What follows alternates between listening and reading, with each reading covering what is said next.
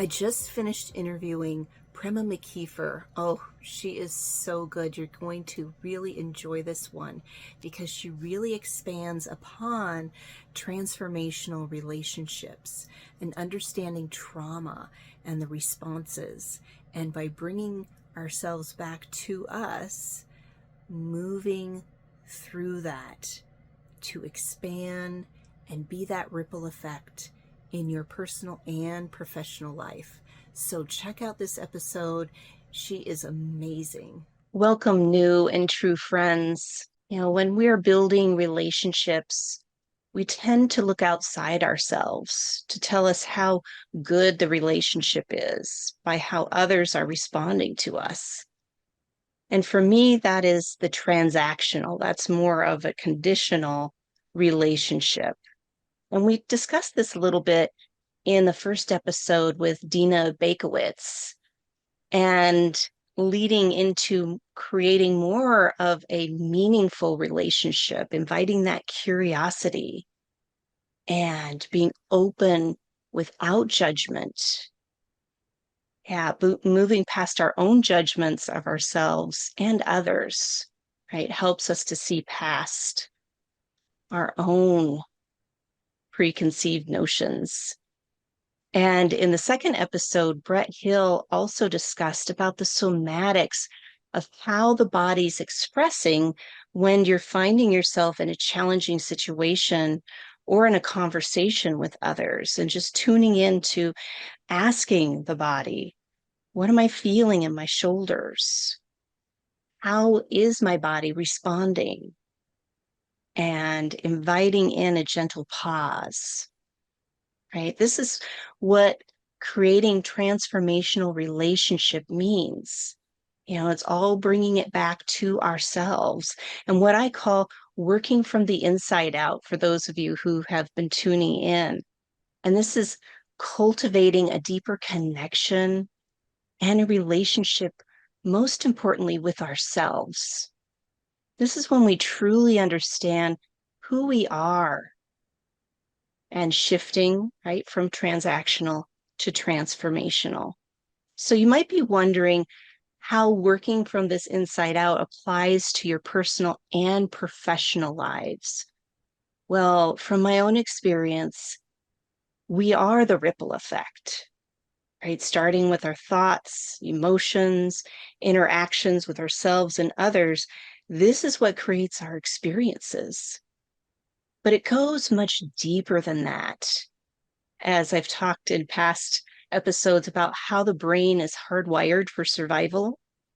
So it's all about your nervous system and your subconscious mind.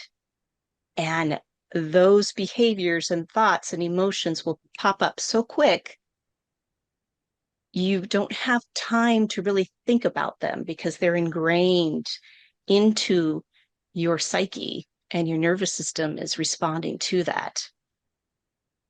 And really, it isn't until we experience the after effects, like the discord, and start asking, well, why do I feel this way? Or why did I react that way? Or why am I still feeling stuck and not being able to move forward in life? Well, to offer you support in shifting into a transformational relationship with yourself and others, I've invited Prema Mckeever here, who is a beautiful soul whom I've had the privilege to experience her work firsthand with in-person and virtual events. I not only value Prema's expertise in this field, but I also consider her as an amazing mentor, as she's trained a wide spectrum of healing modalities, including a 3-year somatic experiencing trauma resolution training, the biodynamic trauma and release system, BBTRS, which I'm sure you all heard as I've talked about in past episodes, and Hakomi. And her passion, Prema's passion, and she's very authentic about this, is to support people to awaken, activate, and fully embrace their potential. She's there to witness your unfolding. And she does it beautifully and effortlessly. So it is truly an honor to have you here with us today, Prema. Welcome. Thank you, April. I guess it was really touching to hear the vision that you have and what you're trying and wanting to bring forth. And I'm quite honored to be here. And I'm looking forward to our discussion. And I expect it to be a discussion. Yes, it's a co-creation. Yeah, Co-creation. Exactly. co-creation. This is Yeah. what I love doing is Mhm. connecting with people who I know and bringing you forward so that way people can see and witness and get a taste and build that curiosity to how they can possibly, crack that door Yeah. to those transformational relationships. Uh, Yes. So, Prema, before we begin, do you mind sharing a little bit about yourself, how you started on this journey in your life? Sure. Yeah. It's always a question of how far back do we go? Yeah, Um, there's a lot. yeah. I would say the shorter enough answer, the time that we have is that I am someone who grew up with a fair amount of trauma in my life and my family system, what we would call today developmental trauma. And it left me in a place of feeling, well, not feeling actually, being quite numb Mm. and not feeling much beyond, periods of feeling okay, and then the periods of feeling depressed, and then feeling okay and depressed. And I was very functional through it all. I got my undergrad, I got my first master's degree in Chinese medicine. I had a good career, I had friends. But something really always felt like it was missing. And it was like what was missing was a connection to myself. And I went to therapists trying to figure out why do I feel not quite here or why do things feel flat. And it wasn't particularly helpful. It was mostly talk therapy, probably more CBT oriented at that time. And that really then got me started on my search. And I'd always been a spiritual seeker. So I'd been involved in Buddhism for many years in my 20s and different schools of meditation. And but then I started really diving into processes that bring in together psychology and spirituality and started trying to understand and crack. I felt like something in me needed to crack open. I felt like there was something inside myself that I knew was there, but I couldn't reach it. And it felt like I just didn't know my center. I didn't know me. All I knew was like kind of this kind of surface me, but I didn't know me. And did many different programs, many different intensive things. And then I participated in something called Path of Love.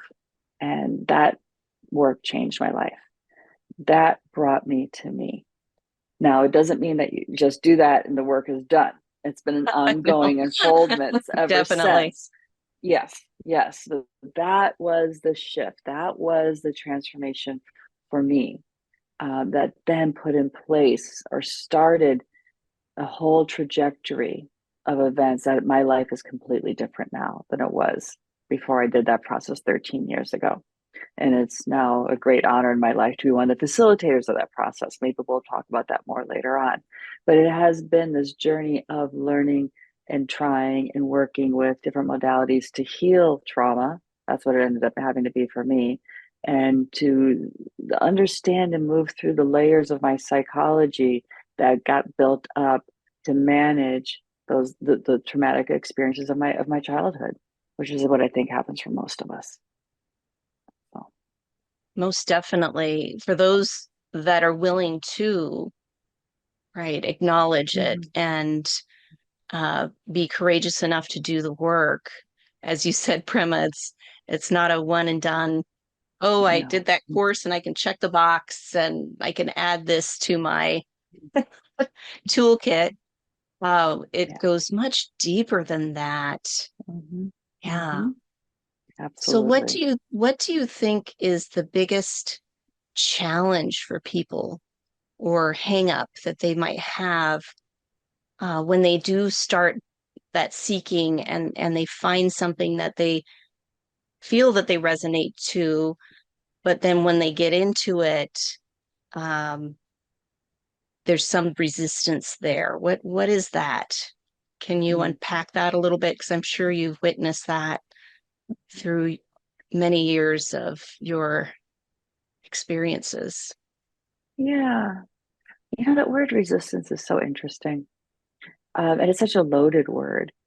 I don't know if there's really such thing as resistance, or that might just be a polite way of, or a not trying to be a non-triggering way of saying fear. I think what people come Yes. up against is fear.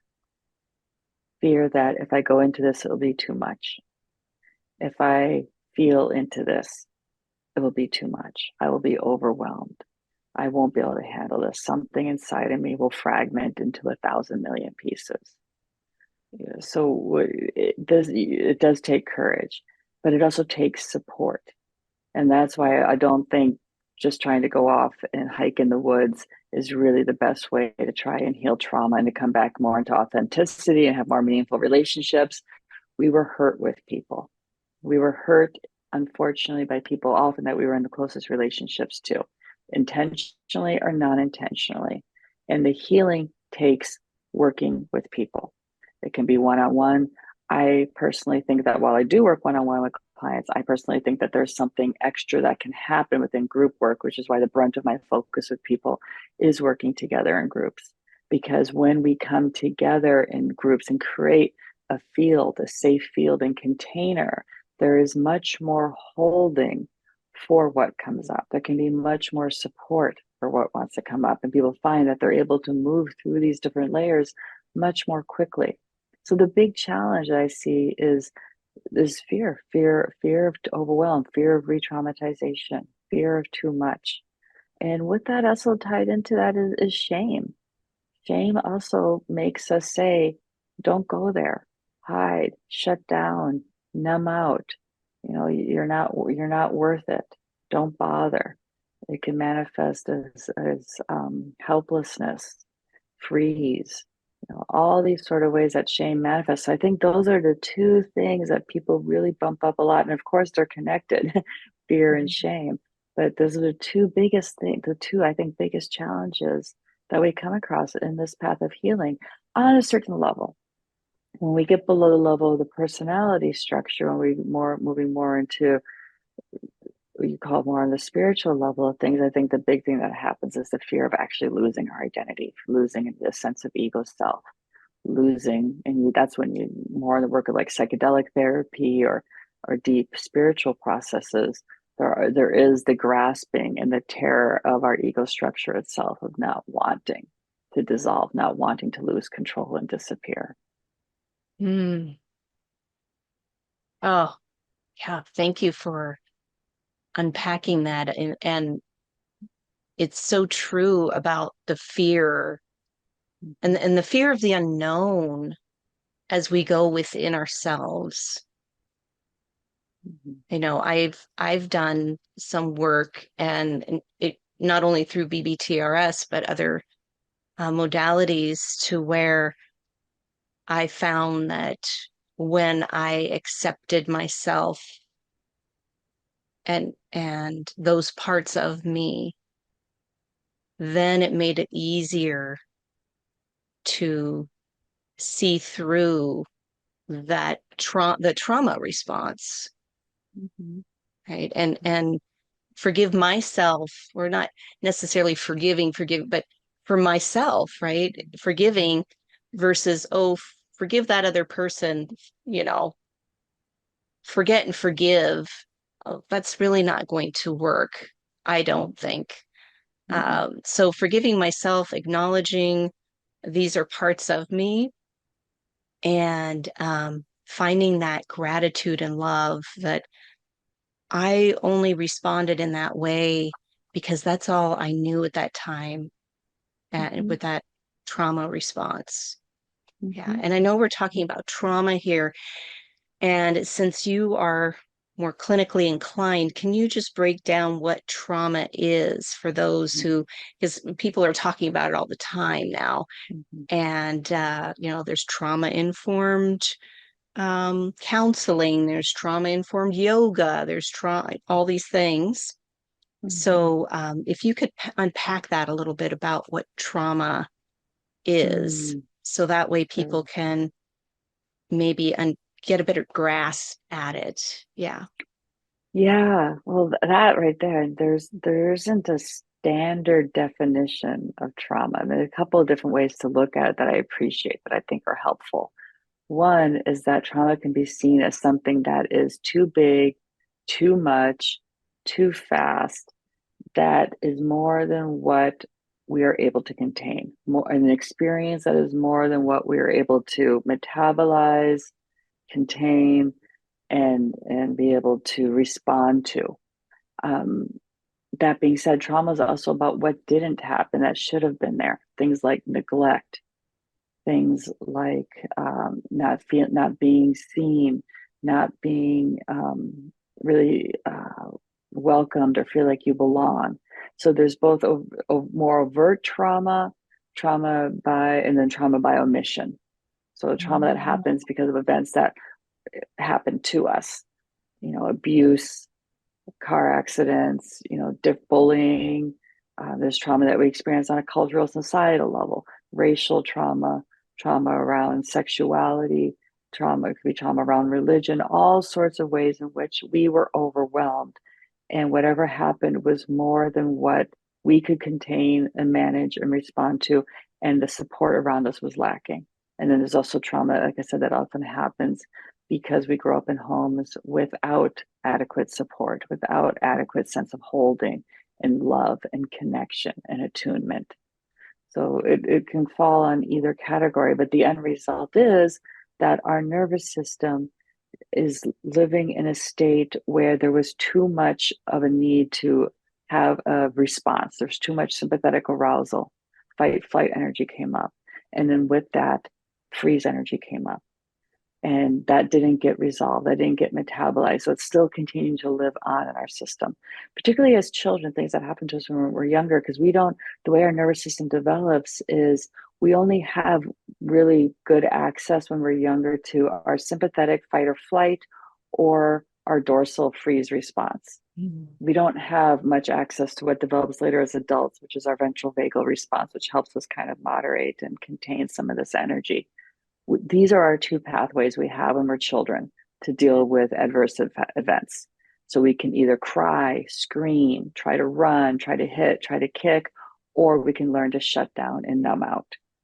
And this, when because we're children and we don't have a lot of chances to cry, scream, run, and kick, or there's nobody there who's really going to pay attention and hold us and care for us and help us understand what's happening. A lot of times, what we learn to do as children is to numb out, to shut down, to go into what we call that functional freeze response. And then we start to feel long term effects, that the disconnection, the sense of anxiety inside, sense of depression, problems sleeping, health issues. It can manifest in so many ways in our later years, because at the core level, it's still running in our nervous system. And our nervous system is then the basis for all the well functioning within our body mind. And if our nervous system is not running in a regulated way, because there's still trauma patterns in it from when we were younger, that does impact the body that the mind and body that we're living in today. Oh, yeah, that was great. Thank you. I appreciate you unpacking that just to give that a feel. I'm sure everybody felt that, right? As you Mhm. shared that of what that looks like. And it's different, right? Everybody has different experiences in their life, and it's going to show up in Mhm. different ways. So it's not a cookie cutter approach. Uh, Yes. so what when people are recognizing that in Yeah. themselves, what are some Mhm. things that you can recommend for them to do, or Mhm. um, and it's no quick and easy way. I want everybody to know No. that, but it's that awareness, being aware, oh, I'm feeling heightened. I'm feeling my heart racing. I'm feeling brain fog, or I'm in shutdown mode. Um, that depression, that spiraling downward. When they find themselves in either or the hyper or hypo Mhm. areas, what do you recommend for them to implement to Mm. help them regulate their nervous system? Wow. Okay, so that's a big question. So let's take a moment and unpack that. So we think that regulating our nervous system means taking us out of a hypo state, which would be more of a brain fog, feeling flat, feeling numb, feeling spacey, or bringing us down from a hyper state, which would be, racing heartbeat, anxiety, different manifestations, this kind of bracing in my body, different things like that. But there's a difference between helping ourselves self-regulate in a moment, in a particular moment, meaning coming back more to a sense of calm or ease or presence or safety, and releasing trauma. Because to bring constantly working with regulation, trying to bring ourselves back, bring ourselves back, bring ourselves back, actually doesn't allow the physiology inside of us that's running from the old trauma pattern to complete. So Mm. trauma healing work is different than self-regulation work. For self-regulation, if we're in a period, let's say something's going on and we're feeling really anxious about something, and there isn't really much of a reason to be anxious, or maybe there is. Maybe we have a big presentation coming up, or there's some big or difficult conversation we have to have with somebody, or there's something challenging we have to do, and we're feeling anxious about it. In those situations, because we generally don't do our best work with an anxious mind, it is good to bring in some self-regulation, and that can be like different types of like coherence breath, box breathing. There's probably the breath is the fastest way to try to center and bring ourselves back to regulation. So a centering meditation that involves a longer, slower exhale, an easy inhale, longer, slower exhale, visualizing our center body, maybe feeling our feet on the ground. So centering, grounding, working with the breath. That is probably the fastest way to shift our nervous system out of a place of feeling anxious or feeling flat and try to bring us back into a more regulated, centered place. But that's not healing trauma. Healing trauma requires working with what's happening in the nervous system and allowing it to complete. So working with that sympathetic energy, allowing, and that can be in individual one-on-one therapy work, like you said, that can be in group work, things like biodynamic breath work and trauma release, things like path of love. There's all sorts of ways, but it's important, I think, for people to understand there's a difference between the two, because there's a lot of talk out there about self-regulation and trauma healing as if they're the same thing. But you can practice this all day long, and this is still going to be going on because it didn't get the chance to actually complete and resolve. And in that way, actually expanding what's also known as the window of tolerance, expanding that window that we all have of different ranges and sizes, as how much of a challenge can our system face in that moment and stay regulated. Some of us have a fairly narrow window where we have a small range, and if things happen that take us outside of that range fairly quickly. Some of us have a quite wider range where we can really handle a lot of activity, a lot of stress, a lot of activation, arousal, and stay fairly regulated. But it's important to understand there's a difference between regulating ourselves and then healing trauma. And when Mm. people first start, just to get to the first part of your question, because it Yes. really struck me, when people first start realizing that a lot of trauma patterns from their past or trauma physiology from the past has created relational patterns in them that they're still running today, that can be really a painful awakening. And like you said, recognizing that I have these parts in me, learning to accept and forgive and self compassion, that is all really, really important, because it can feel a little bit like all of a sudden, like this blindfold has been ripped off of us, and we see our lives, and our lives can feel like, wow, this is not the life. I thought I had a good childhood. I thought everything was pretty okay. And it was on some level because you've made it this far. But there can be a lot of pain and confusion and doubt and self-judgment and anger. All sorts of things can start to come up and continue to come up as we come more face to face with what we actually lived through. Mhm. And so I think also there's an important piece about taking it step by step and Mhm. not trying to do too much too fast. Mm, that's a really, really important point. Um, I can only speak from my own experiences. So, for example, going through the BBTRS and feeling better right after the training is like, oh my gosh, this is amazing. This is how my body responded and my mind to it. Although my past right trauma responses, okay, let's go to the next and let's keep going, so as you shared that, I'm like, oh, that's part of my response. That's part of, oh, well, yay, I got through that. Now let's continue on to this, and I think a lot of seekers, a lot of people who want to heal, they might get stuck in that cycle uh, of Mm-hmm. of yes, this is great and I'm feeling better, but not giving time for the integration, for the Mm-hmm. self-reflection, to pausing and really witnessing what's happening, within Mm-hmm. ourselves and how that is influencing, our perceptions and interactions. Um, it's it's pretty amazing. It's very powerful work.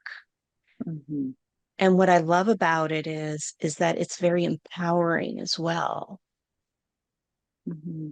Mm-hmm. When you get to the point of, oh, yes, I've had these experiences, although I can appreciate myself even more and reaching out, connecting with others, such as the community you said, building, through those trainings and things, there is that deeper healing Mm-hmm. there that takes place. I am all about energy.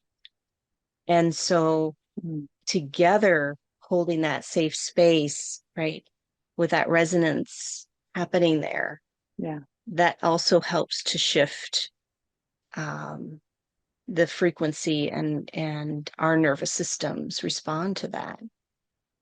Yeah. Yes. And there's also something about this shared experience, particularly like in a group of path of love where you're doing your work and other people are witnessing you, and then you're witnessing other people's work. With each person's breakthrough, that also touches something in you. And also because we are our issues around not being seen, not being feeling like we weren't loved enough, welcomed enough, held enough, our needs were not recognized enough. We didn't learn to connect to our feelings, our bodies, all this. It is so rampant that we're in a group of people and we're all sharing similar experiences and working around these same core human issues. These the crux of so much of our suffering here. Yeah. We grow exponentially then together because each person's new insight, new understanding is shifting them. We also feel that something opens in us as Mm-hmm. well. We get more awareness, we get more insight. Something gets worked through in us. Mm-hmm. We are so interconnected. Mm-hmm. Uh, People don't realize it and they feel siloed because they feel that fear and that shame, as you said before, Prema, Yeah. thinking that there's something wrong with them, that, Mm-hmm. this is the not worthy of whatever it is that they're wanting. Yeah. Yeah. Yep. Ah, Exactly. yes. I so love this discussion and you being who you are and everything that you bring forward for others, right? Being that a witness, you hold such a sacred, safe space. For those of you listening or watching, uh, just seeing Prema, but actually being in a room with her, you can feel the love and the compassion and the support that she has for all, as that is her intention, you know, as you Yeah, shared, thank you, Prema. April. So, Yeah, thank you. yes, of course.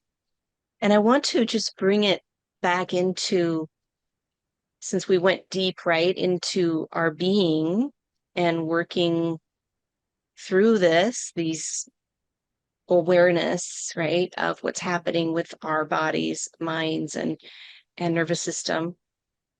And then that Mhm. ripple effect, how that ripples out in our personal and professional lives. What have you noticed with your own life or with others that you've worked with? How that has become more of that transformational part of their relationship to themselves. Do you mean how, as people heal trauma, if the relationships change? Yes. Thank you. Okay, yes, yes. Yeah, I just wanted to make sure because there's a lot there in that question. I wanted to be able to focus in on the most important part. Ooh, so I think I first really want to say that it's not that we have trauma, we're healed from trauma. The process of healing trauma is a continual journey. And as we are able to work through and heal the hurts from the past, that frees up more of both our life force energy and our psychological awareness and our emotional space to be here and now. And relationships can only happen in the here and now. I have to understand the issues and work through the pain and issues and projections I have about my father in order to have a real loving relationship with my husband. Mm. I need to understand why I get triggered in certain ways and work with the hurt and the anxiousness and the pain that's underneath those triggers to metabolize them so that I can actually be present and here to be in relationship with somebody else. Yeah, we are patterned beings. We are patterned from our earliest age. We learn in the first year of life to look out and see the other person, and we smile and they smile back. We giggle and they giggle back. We start to learn so much that what I do creates a response in the other person. And if I do this, I get this kind of response. But if I do this, I don't get such a nice response. And so Mm. we start getting shaped and patterned in such a way to do things that get nice responses from the people outside of us. And sometimes those those patterns and shapes are helpful, and sometimes they're not. Maybe we learned to not express very much, or maybe we learned to only talk about certain things, or maybe we learned to behave in certain ways that prevent us from connecting with or being able to authentically express other aspects of who we are and what we want and what we need. And then we take all that we learned as children, and then we bring them into our adult relationships. And we struggle. I mean, I was married twice before. I have two divorces in my history. I can look back at each of those relationships and I can see exactly what patterns I was repeating from my childhood. And I can see where exactly what I did also caused a reaction there, and what they did caused a reaction over here. And it's just so clear for me to be able to see it now, but I couldn't see it then because I was still in it. So the work of, in some ways, it can be called deconditioning, Mm. understanding how we got structured, how we got patterned, how we got conditioned. Those are not all necessarily trauma responses. Those are also just part of conditioning in our family system, and certain things we learned, certain things we didn't learn. And then there's the deeper level of more trauma patterns that cause us maybe to fight excessively or run away or shut down excessively when we come across against a challenge. That can be more of a trauma pattern. So whatever it is, we have to go back and we have to work with that and feel what's there and work with the responses to be able to put the past in the past so we can actually be here and now. Because then once we're here and now, because we can then meet the challenges that come up in our relationships and respond. I can respond directly to my husband. I'm not responding to a combination of my husband and my younger brother and probably an uncle. It's just like I'm actually responding just to my husband. And there's a cleanness to it. It's Yeah. like, and the things don't linger and don't get built Mm. up. And then we're not always feeling like we're just get so tight. We need some space. So that's yeah, that's the benefits of doing this type of work and having more authentic, real relationships that is with the actual person in front of you. Yes, that's where the transformational comes in. And Mm-hmm. Prema, this also is not just in our private lives, but also professional settings as For well. sure, Correct? for sure, I think absolutely. people try and, have a duality like, oh, I'm at home, so I behave this way. I'm at work, I behave this way. But in actuality, wherever you go, there you are. And it's still Mm-hmm. subconsciously working, As they from, say, we are the common denominator in all of our experiences. Yes. and that can be a hard pill to swallow too for some people to take that Yes. responsibility. Yes. Oh, yes. Yes. Sometimes people really have to face the fact that their patterns make them not so interested in other people, that they tend to have more patterns of, hey, everyone, look at me. Let's have it be about me. Let's talk about me. I mean, whatever it can be, it can definitely be a hard pill to swallow. But the reward of working through that, it's like, oh my gosh, I actually feel real. Mm, I feel here. This is who I am. And it's not about worrying about what's it like for you over there and what do I got to do over here and managing this here and worrying about this here and trying to control this here and trying to make it okay over here. There's this sense of wow, I can just land. yeah. There's a sense of like there's like an ease. I am who I am and it's good enough as I am. Mm, Yes. yeah. It's like a relief of not having to carry all the things. That's what I experience. Yeah. It's like, just drop into who I am. Yeah. And from this space, I've even recognized when those old conditionings come up, because it will happen, right? As Mhm, we continue to mhm. unlearn throughout our lifetime and Yeah, learn yeah, of, oh, that's that old conditioning popping up mhm, again. And then I can ask, well, where is that coming from? What do I need right exactly. now? Mhm, You know, yeah, what and you need what to is be in it? your body for that because normally Hmm. this first signal to us that something's not right is a little bit of a clenching or tension. Something got tight in my stomach, or my shoulders are starting to hurt. There's something going on in my neck here. Our body will register it often before our minds will, and that's where being connected and in our body really serves us in relationships. Oh, so much so. I have deep appreciation for my body now. I do. Yeah, yeah. It's like, thank you, body. You've been, carrying me around and holding all this for me.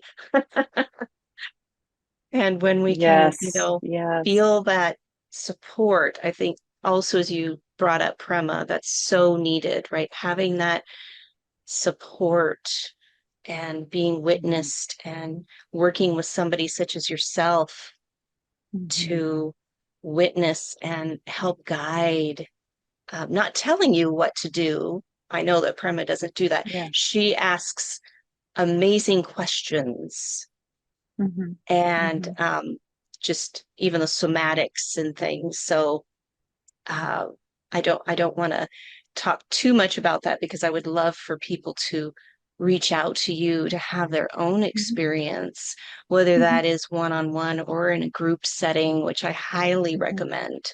mhm, As I would love to attend one of your Path of Love mm. events, hopefully next year. Yeah.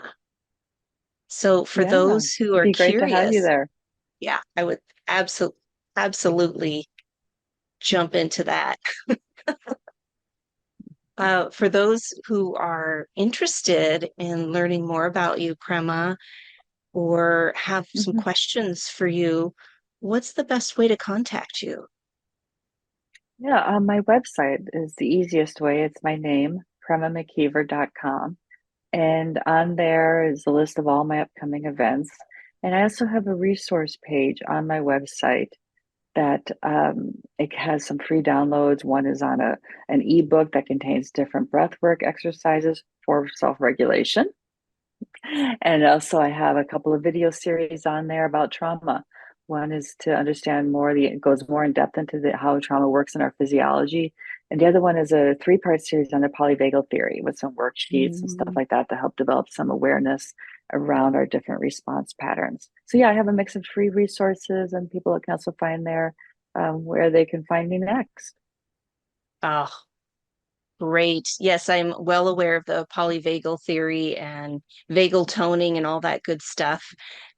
So I'm so happy that you offer those resources and that you have it's like continuing events that Prema is part of. So Mhm. please check out her website.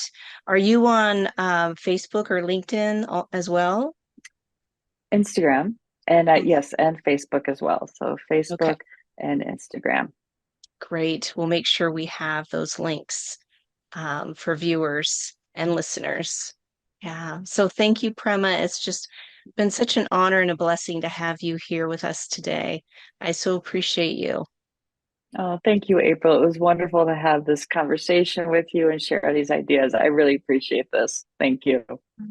You're welcome. And those of you who are tuning in and listening, please leave a comment.